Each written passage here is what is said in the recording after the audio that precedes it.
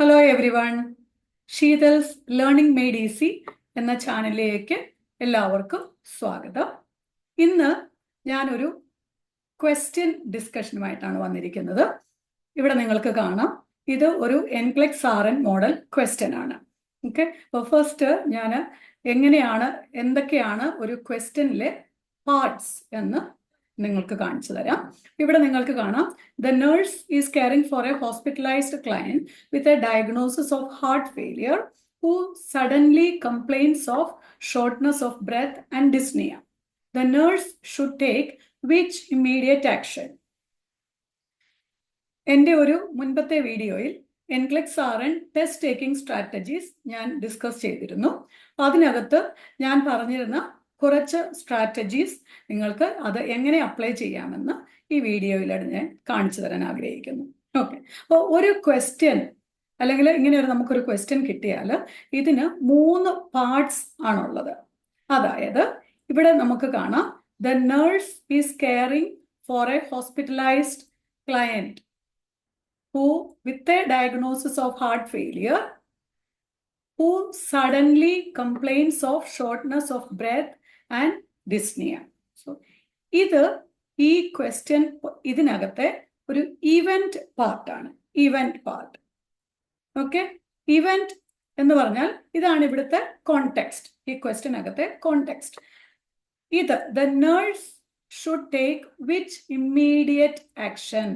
ഇതാണ് ഇവിടുത്തെ question part. പിന്നെ നമുക്കിവിടെ 4 ഓപ്ഷൻസ് കാണാം. ഓക്കെ, ഓപ്ഷൻസിലേക്ക് പോകുന്നതിന് മുമ്പ് നമുക്ക് ഈ ക്വസ്റ്റ്യനെ ഒന്ന് കുറച്ചുകൂടെ നന്നായിട്ട് പരിചയപ്പെടാം. നമ്മളുടെ ടെസ്റ്റ് ടേക്കിംഗ് ടിപ്സിൽ നമ്മൾ പറയുന്നുണ്ട്, do not read into the question. അതായത് ക്വസ്റ്റ്യനകത്ത് അങ്ങനെയാണെങ്കിലോ ഇങ്ങനെയാണെങ്കിലോ അല്ലെങ്കിൽ വാട്ട് ഇഫ് എന്ന് നമ്മൾ ചിന്തിക്കാൻ പാടില്ല. അതേസമയം നമ്മൾ ക്വസ്റ്റ്യനകത്ത് തന്നിരിക്കുന്ന എല്ലാ കാര്യങ്ങളും നമ്മൾ പരിഗണിക്കുകയും വേണം. അപ്പോൾ ഇവിടെ എല്ലാ കാര്യങ്ങളും പരിഗണിക്കുക എന്ന് പറഞ്ഞാൽ, ഇവിടെ ഈ ഒരു പേഷ്യൻ്റ് ഓൾറെഡി ഹോസ്പിറ്റലൈസ്ഡ് ആണ്. ഈ പേഷ്യൻറ്റിന് ഓൾറെഡി ഹാർട്ട് ഫെയിലിയർ ഡയഗ്നോസിസ് ഉണ്ട്. അപ്പോൾ ഇവിടെ ഡയഗ്നോസിസ് ഉണ്ട് എന്ന് പറഞ്ഞാൽ അതിൻ്റെ അർത്ഥം ഓൾറെഡി അസസ്മെന്റ് കംപ്ലീറ്റഡ് ആണ്.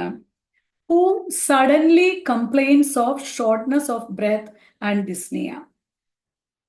അപ്പോൾ നമുക്കറിയാം, ഹാർട്ട് ഫെയിലിയർ ഉള്ള ഒരു പേഷ്യൻറ്റിന് ഷോർട്ട്നെസ് ഓഫ് ബ്രെത്ത് അല്ലെങ്കിൽ ഡിസ്നിയ എന്നൊക്കെ പറയുന്ന ചില സിംറ്റംസ് ഉണ്ടാകാനുള്ള സാധ്യതയുണ്ട്. എന്നാലും നമുക്ക് ഒരു പേഷ്യൻ്റ് ഷോർട്ട്നെസ് ഓഫ് ബ്രെത്ത് അല്ലെങ്കിൽ ഡിസ്നിയ, ശ്വാസം മുട്ടൽ കംപ്ലെയിൻ ചെയ്താൽ വി ഷുഡ് ഡു സംതിങ്. അപ്പോൾ നമ്മളുടെ ചോദ്യം ഇതാണ്, the nurse should take which immediate action. അപ്പോൾ ഇവിടെ ഈ ഇമ്മീഡിയറ്റ് എന്നുള്ള വാക്ക് ഇവിടുത്തെ സ്ട്രാറ്റജിക് വേർഡാണ്. എന്ന് പറഞ്ഞാൽ എത്രയും പെട്ടെന്ന് നേഴ്സ് എന്ത് ചെയ്യും എന്നാണ് ഇവിടുത്തെ ചോദ്യം. ഇനി നമ്മൾ ഓപ്ഷൻസിലേക്ക് പോകാം. ഈ ഓപ്ഷൻസിനെ നമുക്കൊന്ന് അനലൈസ് ചെയ്യാം. ആദ്യത്തെ ഓപ്ഷൻ പറയുന്നു, administer oxygen to the client. അപ്പോൾ administer oxygen to the client എന്ന് പറയുന്നത് ഒരു ഇംപ്ലിമെന്റേഷൻ ആണ്. എന്ത് ചെയ്യാം?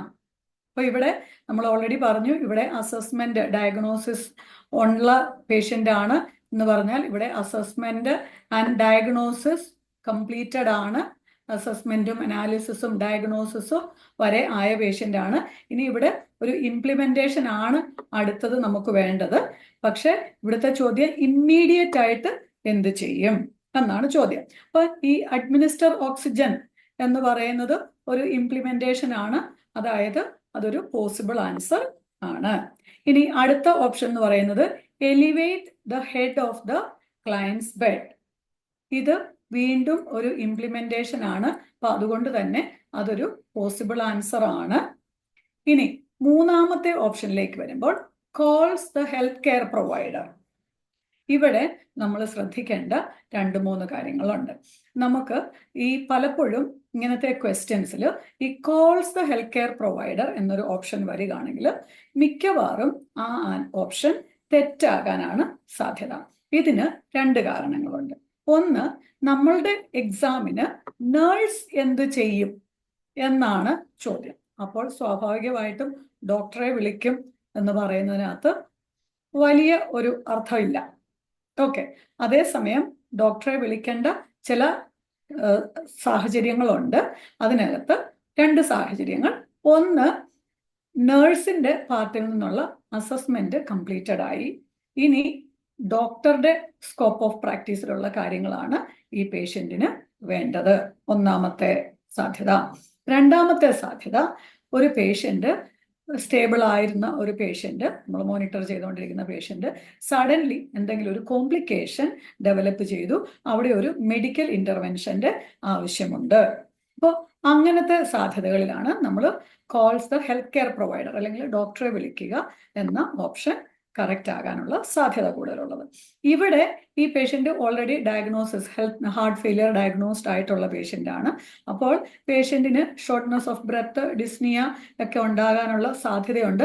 അതൊരു കോംപ്ലിക്കേഷൻ ആണെന്ന് നമുക്ക് പറയാൻ പറ്റത്തില്ല. ഓക്കെ, അതുപോലെ തന്നെ നമ്മൾക്ക് ചെയ്യാവുന്ന 1-2 കാര്യങ്ങൾ ഇവിടെ ഉണ്ട്. അപ്പൊ അതുകൊണ്ട് തന്നെ ഈ calls the health care provider എന്നുള്ള ഓപ്ഷൻ തെറ്റാണ്. നാലാമത്തത്, പ്രിപ്പയർസ് ടു അഡ്മിനിസ്റ്റർ ഫ്യൂറസിമൈഡ് ലാസിക്സ്. അപ്പോൾ നമുക്ക് തോന്നാം ഹാർട്ട് ഫെയിലിയർ ഉള്ള പേഷ്യന്റ് ആണ്, ഷോർട്ട്നെസ് ഓഫ് ബ്രെത്ത്, ഡിസ്നിയ ഒക്കെ വരുന്നത് ചിലപ്പോൾ ഫ്ലൂയിഡ് ഓവർലോഡ് കൊണ്ടൊക്കെ ആകാം. അപ്പോൾ അവിടെ നമ്മൾ ലാസിക്സ് കൊടുത്താൽ കൊള്ളാം എന്നൊക്കെ നമുക്ക് തോന്നിയേക്കാം. പക്ഷെ ഇവിടെ ഓർക്കുക, ഈ അഡ്മിനിസ്റ്റർ ഫ്യൂറസിമൈഡ് അല്ലെങ്കിൽ ഈ പേഷ്യന്റിന് ഓൾറെഡി ഫ്യൂറസിമൈഡ് പ്രിസ്ക്രൈബ് ചെയ്തിട്ടുണ്ടോ, ഇതിനു മുമ്പ് എപ്പോഴെങ്കിലും കൊടുത്തിട്ടുണ്ടോ, അങ്ങനെയുള്ള കാര്യങ്ങളൊന്നും ഇതിനകത്ത് പറഞ്ഞിട്ടില്ല. അത് മാത്രമല്ല, ഒരു മെഡിസിൻ അഡ്മിനിസ്റ്റർ ചെയ്യുക എന്നുള്ളത് നഴ്സിന്റെ ജോലിയാണെങ്കിൽ പോലും ഈ മെഡിസിൻ പ്രിസ്ക്രൈബ് ചെയ്തിട്ടുണ്ടോ, അങ്ങനെയുള്ള അല്ലെങ്കിൽ ആ മെഡിക്കൽ മാനേജ്മെന്റ് റിലേറ്റഡ് ആയിട്ടുള്ള കാര്യങ്ങളൊന്നും ക്വസ്റ്റ്യനകത്ത് പറഞ്ഞിട്ടില്ല. അത് മാത്രമല്ല, മെഡിക്കൽ മാനേജ്മെന്റ് പലപ്പോഴും തെറ്റാണ്. ഓക്കെ, വീണ്ടും നമ്മൾ ക്വസ്റ്റ്യനിലേക്ക്. അപ്പോൾ ഈ 2 ഓപ്ഷൻസ് നമ്മൾ വളരെ ഈസി ആയിട്ട് നമ്മൾ എലിമിനേറ്റ് ചെയ്തു. വീണ്ടും തിരിച്ച് ഈ 2 ഓപ്ഷൻസിലേക്ക് വരുമ്പോൾ നമ്മൾ ഇവിടെ ഓക്സിജൻ അഡ്മിനിസ്റ്റർ ചെയ്യണമോ അതോ ഹെഡ് ആൻഡ് എലിവേറ്റ് ചെയ്യണമോ എന്ന ചോദ്യത്തിൽ വീണ്ടും ഈ ഓക്സിജൻ അഡ്മിനിസ്റ്റർ ചെയ്യണമെങ്കിലും സാധാരണ നമുക്കറിയാം ഡോക്ടറാണ് എത്ര ലിറ്റർ ഓക്സിജൻ വേണം എന്നൊക്കെ പ്രിസ്ക്രൈബ് ചെയ്യുന്നത്. അതിനേക്കാൾ മുൻപ് നമുക്ക് ചെയ്യാവുന്ന കാര്യം എന്ന് പറയുന്നത് elevate the head of the bed എന്നുള്ളതാണ്. അപ്പൊ അതുകൊണ്ട് ഫൈനലി നമ്മൾ ഈ ആൻസറിലേക്ക് വരുന്നു. ഓക്കെ, അപ്പൊ ഇവിടെ നമ്മൾ ശ്രദ്ധിക്കേണ്ട ഒരു കാര്യം എന്ന് പറയുന്നത്, ഇവിടെ ഈ 2 ഓപ്ഷൻസും പോസിബിൾ ആൻസേഴ്സ് ആണ്. പക്ഷെ അതിനകത്ത് വീണ്ടും നമ്മളുടെ ഈ സ്ട്രാറ്റജിക് വേർഡ് ഉപയോഗിച്ച് ഇമ്മീഡിയറ്റ്, അപ്പൊ ഏറ്റവും ആദ്യം നമ്മൾ ഇത് ചെയ്യുന്നു. പിന്നെ നമ്മൾക്ക് ഓക്സിജനൊക്കെ ഓൾറെഡി പ്രിസ്ക്രൈബ് ചെയ്തിട്ടുണ്ടാവാം. അപ്പോൾ അങ്ങനെ ഉണ്ടെങ്കിൽ നമുക്ക് ഓക്സിജൻ, അപ്പോൾ അവിടെ വീണ്ടും ഓക്സിജൻ പ്രിസ്ക്രൈബ് ചെയ്തിട്ടുണ്ടോ എന്നൊക്കെ ആലോചിക്കുമ്പോൾ നമ്മൾ വീണ്ടും റീഡിങ് ഇൻ ടു ദ ക്വസ്റ്റ്യനിലേക്ക് പോകും. അപ്പോൾ ഇതാണ് ഇവിടുത്തെ കറക്റ്റ് ആയിട്ടുള്ള ആൻസർ. അപ്പോൾ ഇവിടെ ഈ ടെസ്റ്റ് ടേക്കിംഗ് ടിപ്സ് ഉപയോഗിച്ച് ഒരു ആൻസറിലേക്ക്, കറക്റ്റ് ആൻസറിലേക്ക് എങ്ങനെ എത്താം എന്ന് നിങ്ങൾക്ക് മനസ്സിലായി എന്ന് ഞാൻ വിചാരിക്കുന്നു. ഓക്കെ, ഇനി മറ്റ് വീണ്ടും ക്വസ്റ്റ്യൻസും ആൻസേഴ്സുമായിട്ട് ഞാൻ വരുന്നതായിരിക്കും. ഇത് നിങ്ങൾക്ക് മനസ്സിലായി ഉപകാരപ്രദമായെങ്കിൽ നിങ്ങൾ കമൻറ്റ് ബോക്സിൽ കമൻറ്റ് ചെയ്യുക. Thank you for watching.